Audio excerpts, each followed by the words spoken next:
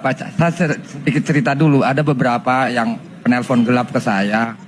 Oled, kamu itu bukan orang Tangerang katanya kan.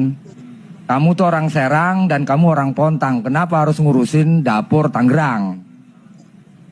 Saya bilang, wah kalau ini sepertinya saya sempat baca buku namanya, judulnya itu buku itu Logika Penjajah. Karangan Yai Midi kalau saya itu. Yai Midi itu adalah seorang orang tua yang di Banten. Dia sempat bikin buku judulnya Logika Penjajah. Nah, salah satu di dalam buku Logika Penjajah itu persis apa yang dikatakan si penelpon tadi ke saya. Hei Holed, kamu orang Serang, orang Pontang, nggak boleh ngurusin Tangerang.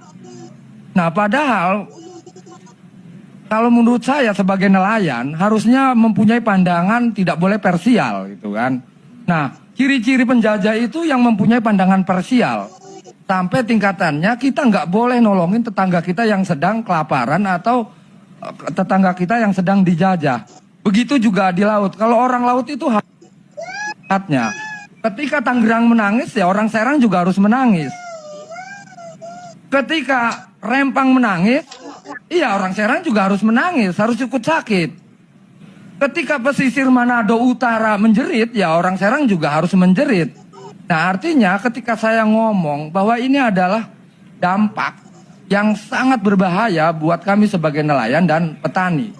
Justru ketika saya melihat kejadian-kejadian di laut gitu kan, pemagaran laut, kemudian tanah diorok, kali diorok gitu. Ya saya bilang tadi, saya ini seperti dikelola oleh orang-orang yang rangka berpikirnya cacat gitu Pak Karni. Kenapa cacat? Lingkaran yang besar kok dipaksa untuk masuk ke lingkaran yang kecil. Contoh, kedaulatan negara harus dicaplok kepada korporasi. Nah saya nggak mau dikelola seperti ini.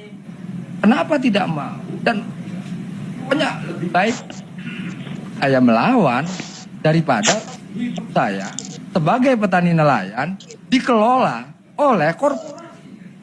Karena Ainal yakin kalau saya ini sebagai rakyat dikelola oleh korporasi itu, sampai kiamat anak cucu saya pasti miskin. Karena saya sebagai objek yang dikelola, dia yang mengelola. Karena kenapa? Yang namanya korporasi itu pasti miskin.